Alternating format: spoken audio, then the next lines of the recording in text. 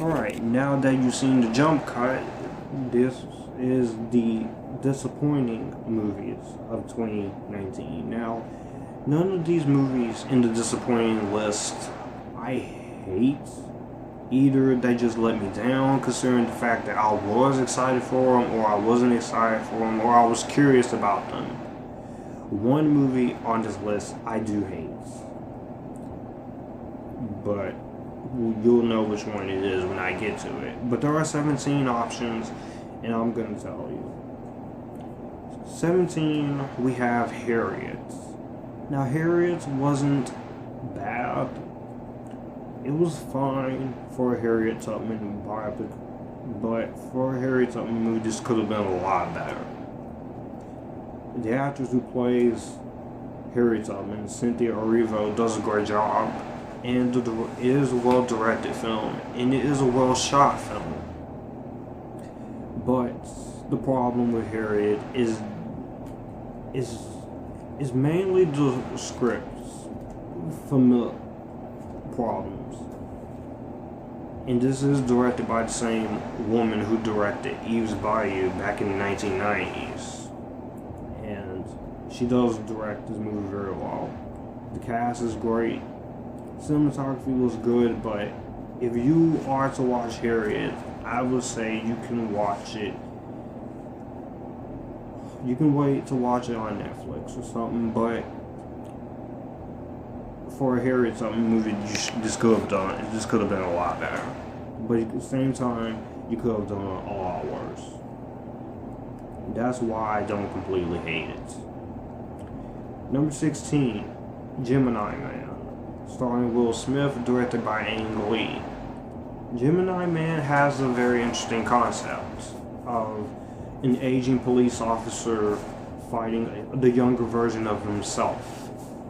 And this was a script that was in development for so long, for 20 years. And this is one of those scripts that they wanted to just go ahead and get out the way. And I will say, Gemini Man wasn't as bad as Chris made it out to be, but it's still, the problem that it had is that if the premise is interesting, but you don't really take full advantage of the premise. And therefore, it does make for a lackluster sci-fi action film. But it wasn't too bad. Number 15, Maleficent, Mistress of Evil. This is a little better than the first one, but I still am not a fan of what Disney is doing to Maleficent in live action. I'm really not. Even though I give Disney a lot of credit, especially for Frozen 2. Judy,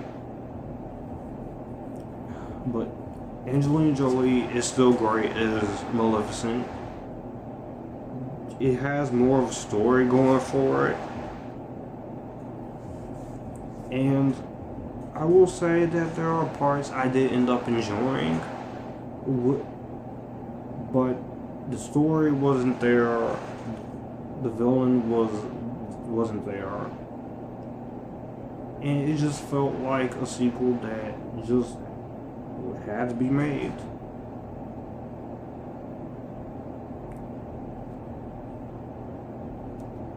So, Maleficent, Mistress of Evil, number 15. Not bad, but not good. It's just mediocre. Number 14 is Judy. Judy, this is about Judy Garland and her performance in London before her untimely death. Considering the fact that this is about Judy Garland and you have Renee Zellweger, who does a great job as Judy Garland, this should have been great, right? Judy, unfortunately, falls into the category of another biopic that is a little disappointing. The problem here is that you're telling the story of Judy Garland and it doesn't go for the full punch that you would expect from a biopic about Judy Garland. And unfortunately, it does suffer a lot in terms of the events and in terms of the story. But I will still give the movie credit because it did have great performances, it did have good directing, and it did have some entertaining moments that makes Judy a time waster. Number 13 is Blumhouse's Ma. I did not care for this movie. Ma was just...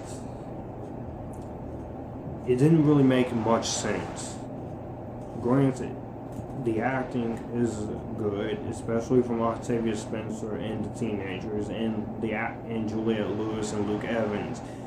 But you have the story of a middle-aged woman played by Octavia Spencer, and she lets these kids stay with her, but then you have to go into this whole route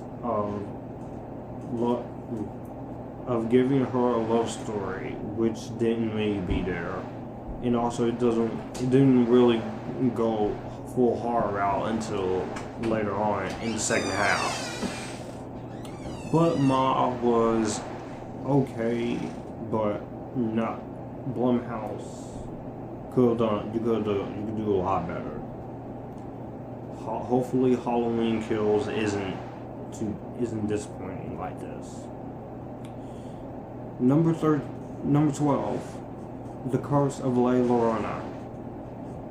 This is the 6th movie in the Conjuring series, and of the 2 Conjuring universe-related films we've gotten this year, Annabelle Comes Home is better than this. The problem that Curse of La Llorona has, for me, too many jump scares. It's kind of boring, and you don't take advantage of the whole La Llorona thing. You kind of insult it a little bit, because La Llorona, the whole curse about her coming to get kids, that could really make for a good horror film, but it all comes down to this film's direction and the writing. It's just not. It's incompetent. Solid performances from Linda Cardellini and Sean Patrick Thomas and the rest of the cast, including the 2 kids. But I don't know, The Curse of La Llorona is just missing something.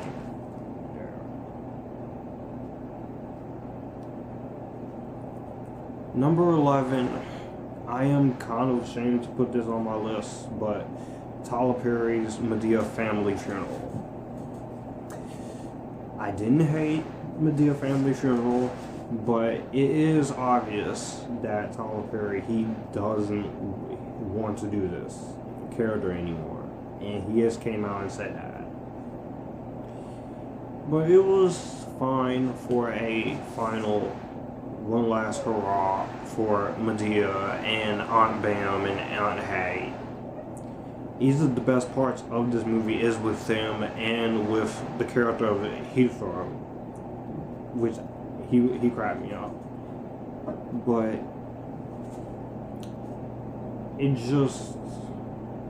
it doesn't feel complete when it goes to the end, because it just abruptly ends, and it has the same cliches as Tyler Perry's other movies. But as a fan of Tyler Perry, I didn't completely hate it. I just thought it was okay, but rather mediocre. Number 10 is Ugly Dolls. Great message, great voice acting, solid animation, but it feels more something like that Disney and DreamWorks would make. Granted, I do give credit to the company who made this movie for for making it their first animated movie, and I do give credit to this voice cast. which consists of Kelly Clarkson, Nick Jonas, Janelle Monáe, BB Rexa, Charlie XCS, Emma Roberts, Wanda Sykes. The voice acting is fine, and the animation is fine. It's just, when you really, the more I watch this movie, the less I come to like it. I come to dislike it.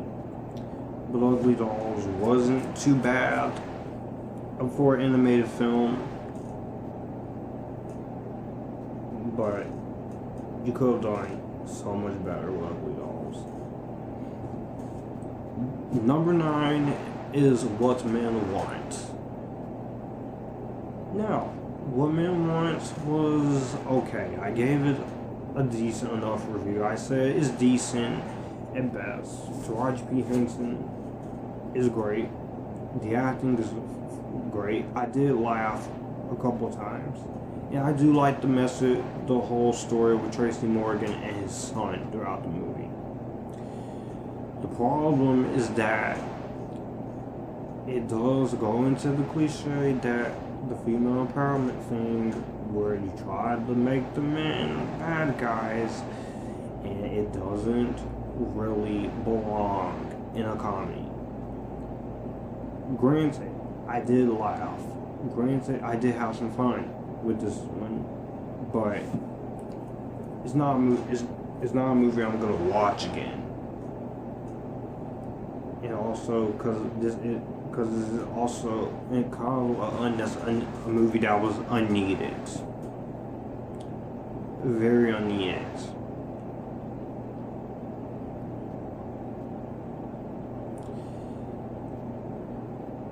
Number 6, Velvet Buzzsaw. This was a Netflix horror movie that came out at the beginning of the year, and I don't know what to think of this movie. That's why I'm still question mark on Velvet Buzzsaw.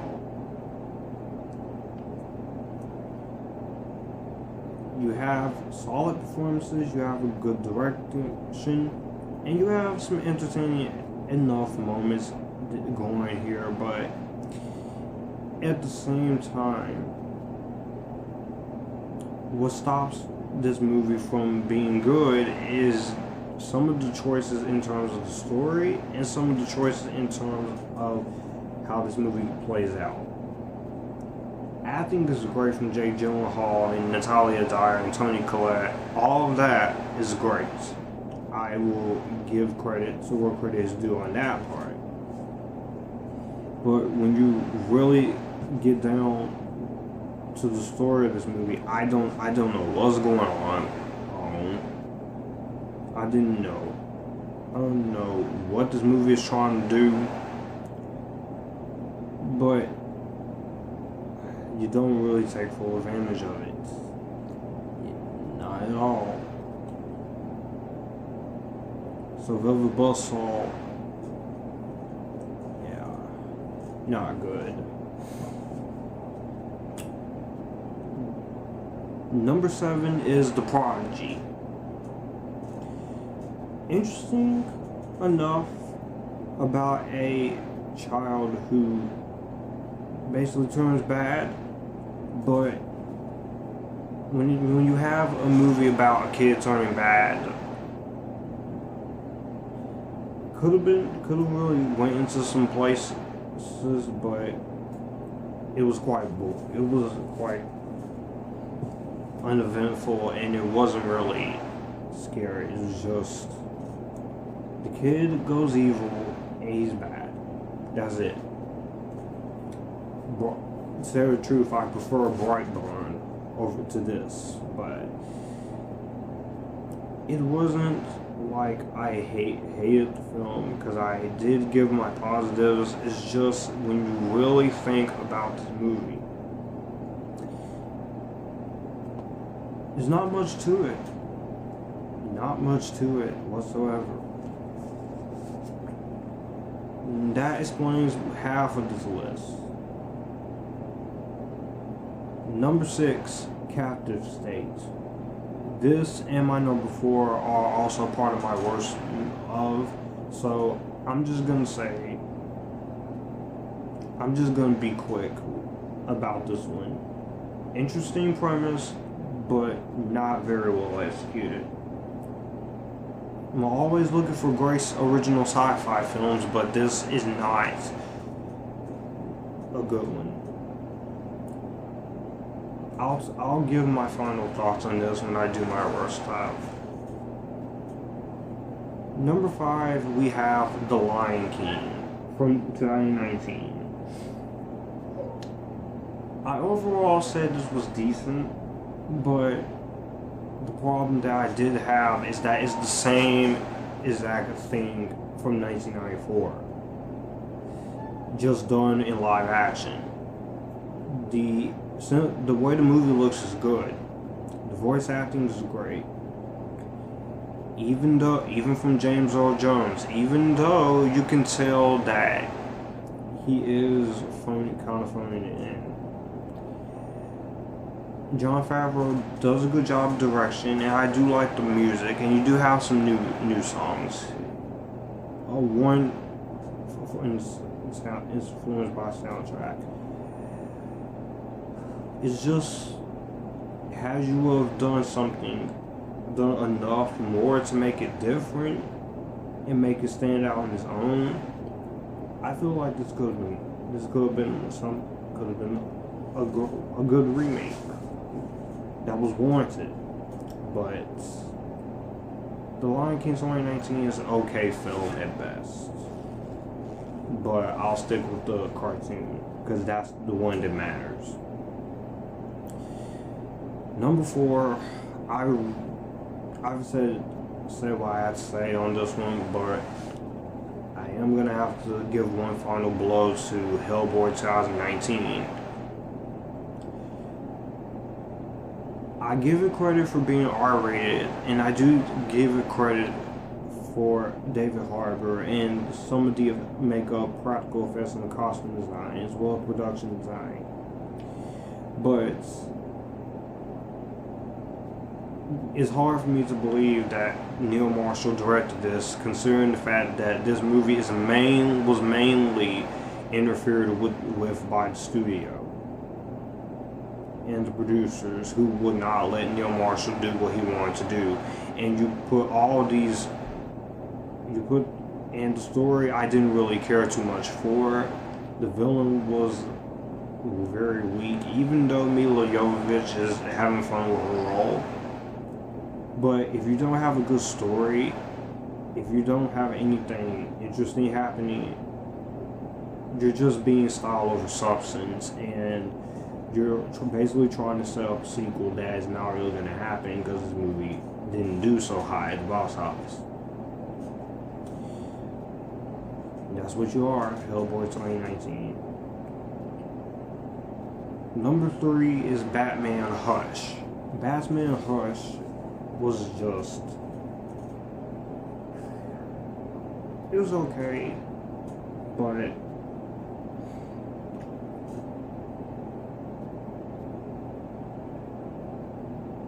I have nothing more to say with Batman Hush.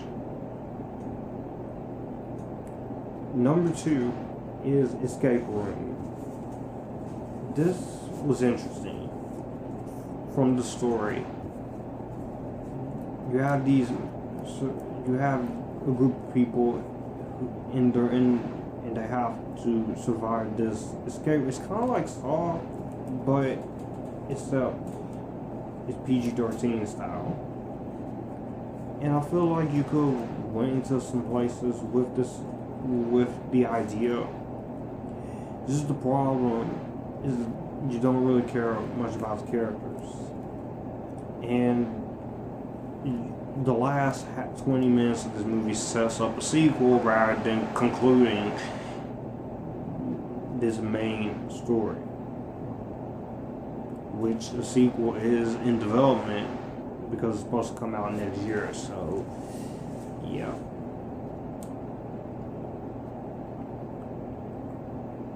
Escape Room was fine, I guess. It's watchable. But the biggest letdown for me was X-Men Dark Phoenix.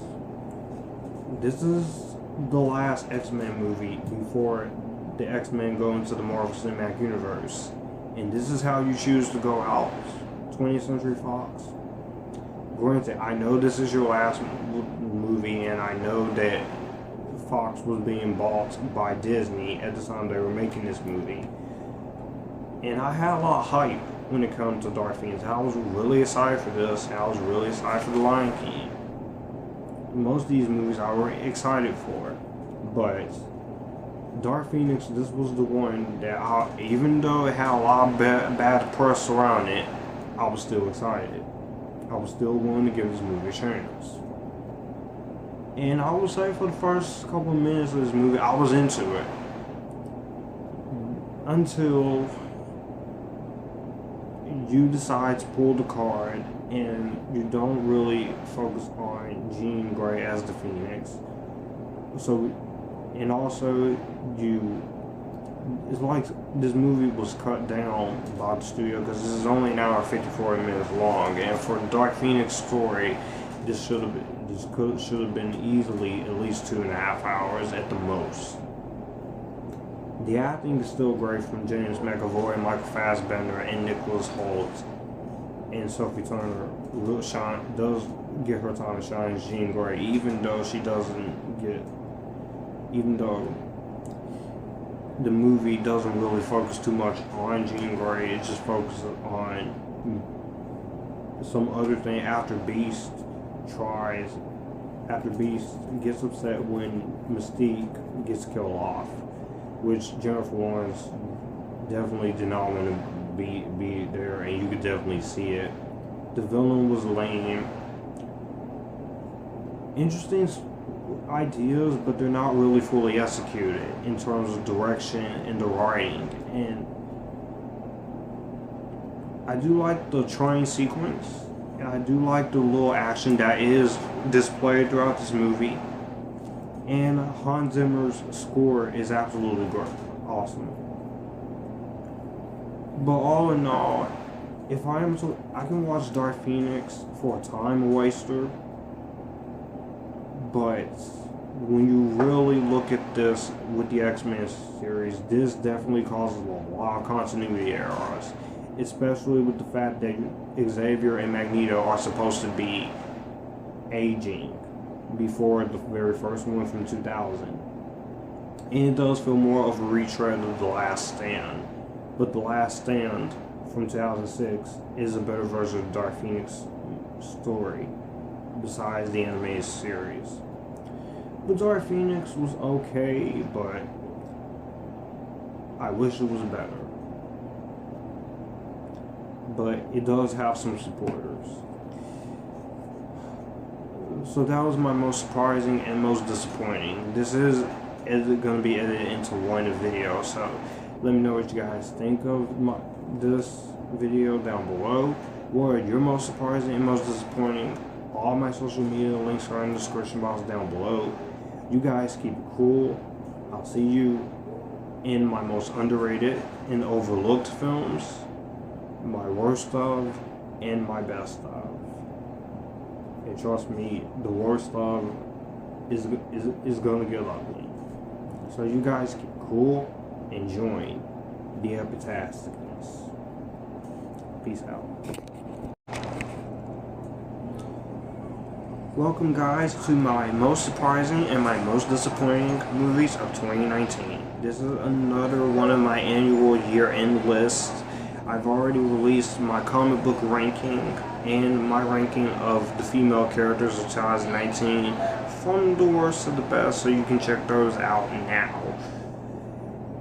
I decided to put my most surprising and most disappointing into one list rather than just doing separate lists. So when you do see a jump cut, that'll take you straight to the disappointing. But we have 16 surprises and 17 letdowns here. So with that being said, let's go into my most surprising. But before I do that, I do have a couple of honorable mentions here. There are 5 honorable mentions in no particular order. A Beautiful Day in the Neighborhood. This was about a journalist who was hired to do a report on Mr. Rogers. And while it does focus more on the reporter than it does Mr. Rogers, I will say Tom Hanks and Mr. Rogers did a good job. And you do have a lot of some moments with Mr. Rogers that reminds you a lot of Mr. Rogers' Neighborhood. So it's worth watching. Notes from Melanie. This is the debut of YouTuber Chris Stuckman to filmmaking, and I gotta say I am very impressed with it. Marriage Story. This stars Adam Driver and Scarlett Johansson as a couple who is going through a very tough time with the process of divorce. Very realistic movie, definitely worth watching. But don't watch it don't watch it if you're a married couple, because you ain't gonna like most of what goes on here. Hustlers. This stars Constance Wu, Jennifer Lopez, Lily Reinhart, Cardi B, etc., etc. Didn't expect anything out of it from the trailers, but it surprised me. Will I watch it again? I don't know if I'll watch Hustlers again. It's just going to be one of those movies I'll watch it once, just to say I'll watch it, and I move on.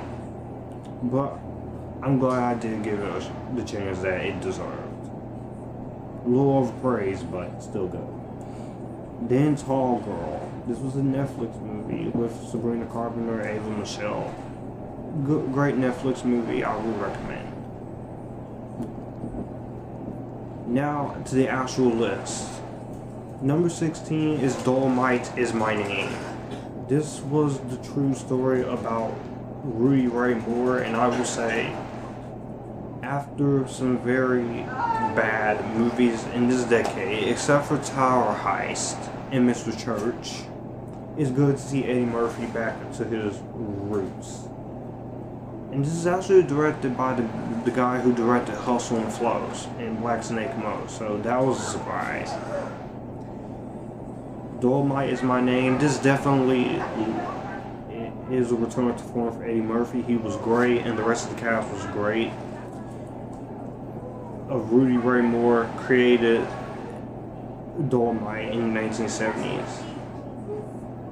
It did stretch out for a little too long, and it did have some characters and actors that got underused, but Dolemite Is My Name definitely surprised me, and it lived up to all that good hype. It's good to see Eddie Murphy back in the movie again. Can't wait to see him next year in Coming to America Part 2. Number 15. Just when I thought Disney and Pixar should not have made this, I'm glad this actually happened. Toy Story 4. Disney Pixar's Toy Story 4. I'm surprised. Toy Story 3 was the end of Andy's story. This is more of a conclusion to Woody's story. I love to see these toys again for one more time. Buzz Lightyear, Jessie, Woody, even some new characters like Forky and the characters Keanu Reeves plays, and Gabby Gabby, voiced by Christina Hendricks. And then you have Key and Peele as two new toys. Animation still looked great. It was a great send-off for Woody's story. Hopefully this is the last Toy Story movie, because it definitely feels like it. But really great, really solid film. Toy Story 3 is still the better conclusion, but I can watch all four Toy Story movies as a quadrilogy. Definitely a great series. Number 14 is The Secret Life of Cheerleaders. This was a Lifetime TV movie that came on in September. And I gotta say, usually TV movies are hit and miss, especially now. But this is one of the better ones. And this is one of the better ones from Lifetime, besides Killing Daddy. Definitely enjoyed it, but if you are the new girl at the new school who wants to be on a cheerleading team, and these cheerleaders make you do despicable things, I would just resist the invitation if you are a cheer girl. But The Secret Life of Cheerleaders was not too bad for a Lifetime TV thriller. Great acting, too, from Denise Richards and Savannah Mae. The rest of the girls are unknown, but it was still very, very good. And Peter Sullivan directed this, so this is a lot better than Secret Obsession. I'll get to that in my worst time. But for now, Peter Sullivan, you did have one good one under your belt. Number 13 is Good Boys. Good Boys, this was a funny movie from Seth Rogen, Gene Stuplinski's directorial debuts about these three kids who are on the verge of becoming teenagers. And the one boy gets invited to a kissing party. Very raunchy and R-rated, so it's definitely not for the kids. And just because a poster says it's rated R, parents, that doesn't mean you take your kids to go see it. Look at Joker and Crawl, which I'll get to. But Good Boys, I laughed a lot. It was funny. It definitely lived up to the praise that it got back at film festivals this year. Number 12. This is one of two Disney released films, and this is one of two movies based on a popular TV show, Kim Possible, from Disney Channel. I knew about Kim Possible movie, but I wasn't sure what to think about it. Having grew up with the show and the two TV movies, this was actually really good. You did mess up with you did screw up some of the characters in terms of Dragon and Shigo, but for what you needed to get right, they got right. And you did get a majority of the Kim Possible legacy right. Kim Possible's mom is a little underused. Patton Oswalt's character is kind of underused. But the selling part is the chemistry between the three main leads. Sadie Stanley, Sean Gambro, and Ciara Riley Wilson as Athena, even though I didn't care for that whole twist with Athena at the end. Kim Possible still managed to be a good surprise. And it didn't screw up the Kim Possible lore that badly. So I don't know why most people are not into it. But it's fine, I guess. Unicorn Store, directed by Brie Larson. This was about a failed artist, played by Brie Larson, who's trying to, and she gets an invitation by a mysterious man that will fulfill her childhood dreams. And that is a unicorn. Brie Larson directed and produced this movie, and she also stars in it with Samuel L. Jackson. Another good Netflix movie. One of the better movies from Netflix this year. I definitely enjoyed myself with it. It did have its issues, but Unicorn Store, I reviewed it back in August, even though I was supposed to review it in April, but you know how life goes. But Unicorn Store is still a great film. Number 10, easily the best romance movie of this year, for me personally. Fall in Love at First Kiss. I know this is not in an American language, but in comparison to After, this is a lot better. I care about the two leads a lot more, and romance is not that hard to write, so you want a great example of a good romance movie, watch this. 2 hours and 2 minutes. It is subtitled, but the chemistry between the two leads is what sells the movie, as well as the great direction and writing. And also the fact that I care so much about these two and want to see them be a couple throughout the entire film. I care. So, Fall in Love First Kiss did his job. Number 9, The Dead Don't Die. The Dead Don't Die was a decent enough zombie comedy film. It definitely is no zombie land, but it was a lot better than I expected, especially with the cast surrounding it. Adam Driver, Selena Gomez, Tilda Swinton, Austin Butler, the RZA. Everyone did a good job here. The zombies weren't too bad themselves. You could have used a lot more hearts and a lot more fun moments, but The Dead Don't Die was a lot better than I anticipated. So is this one.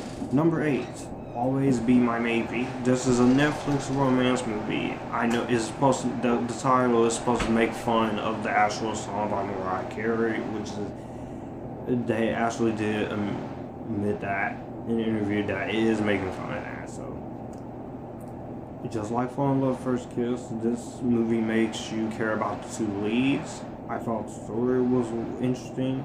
I thought the romance was very well done, and the two leads are great in this movie. They are great.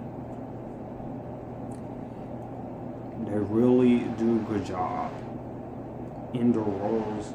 You also have Keanu Reeves in here, which that's always a plus. Seeing Keanu Reeves, one of my favorite actors, and this has been his year too. This movie, Toy Story 4, and John Wick Chapter 3 Parabellum. 2021, John Wick Chapter 4 and The Matrix 4, which I'm a little hesitant about Matrix 4, but I'll see what the Wachowskis come up with. Will Always Be My Maybe was a surprise. Number 7, Child's Play 2019.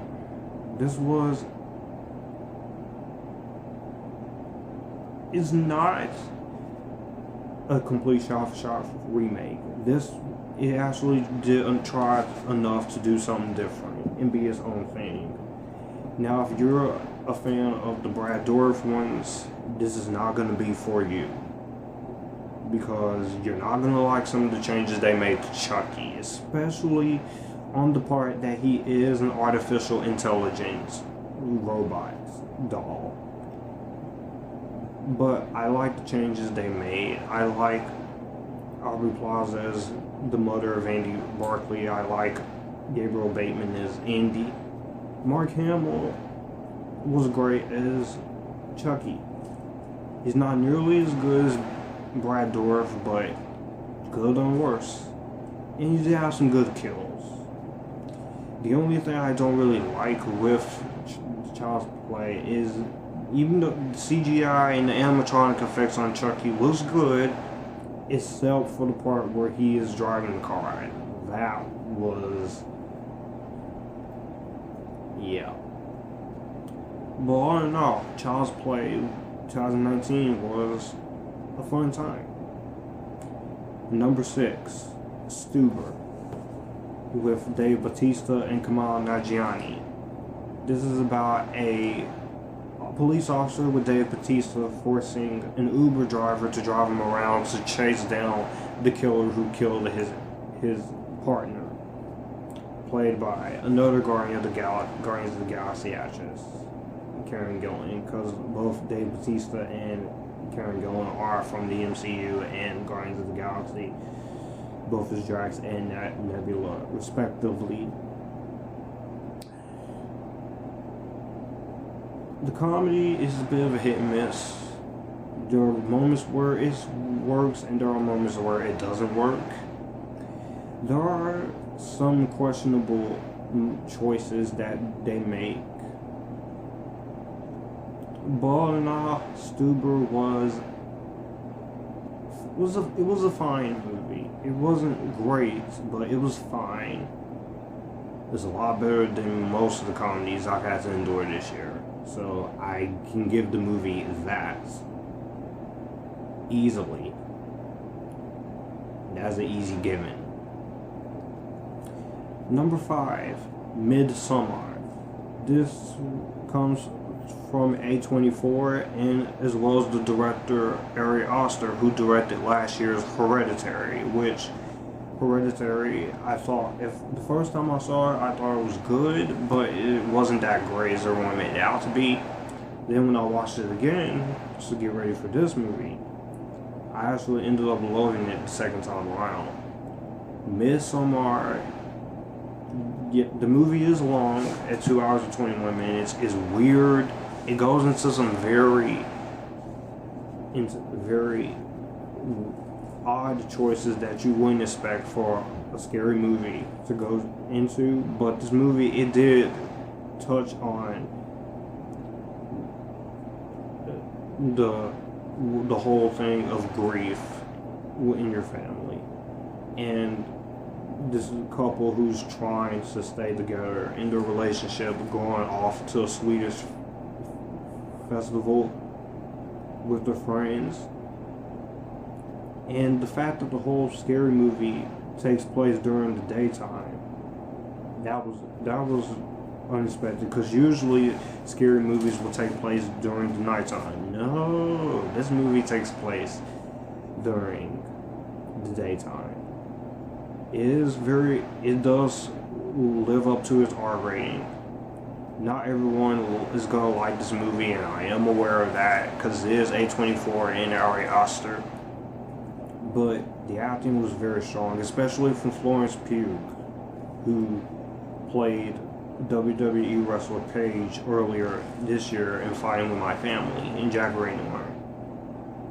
So Midsommar, this is a good one. Now to the top 4 surprises. Number 4 this is a live action Disney remake, and that is Disney's Aladdin. Now, don't get me wrong, the original animated film is the best one, but for a live action remake, you could have done worse. I still stand by my problems here. In the case of Jafar being a very generic villain, and Iago not being the Iago that we know and love from the original. And there were some moments where the CGI on Will Smith is kind of questionable, but Aladdin was still one of the better live-action Disney remakes, and I like this way more than Maleficent, Mistress of Evil, and I like this more than the live-action Lion King, even though I don't hate the Lion King in 2018. But I liked Will Smith as the genie. Naomi Scott as Princess Jasmine was really great. Mina Massoud as Aladdin was great. It still felt like Aladdin, but Guy Ritchie's direction just changed it up and made it something of his own. Number 3, we have Crawl. This was a movie that was not screened for critics before its release, and Crawl was a fun alligator creature feature film. It does live up to its premise of killer alligators trying to kill this girl and her father, and she has to try and save her father while also trying to survive the alligator situation. And I thought it was a very interesting story to go.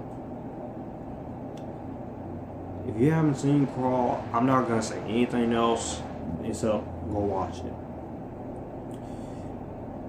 These are the top 2 that ended up surprising me the most. Number 2 is Joker. I was not expecting anything good to come out of this except for Joaquin Phoenix. And I was afraid this was going to be Venom all over again.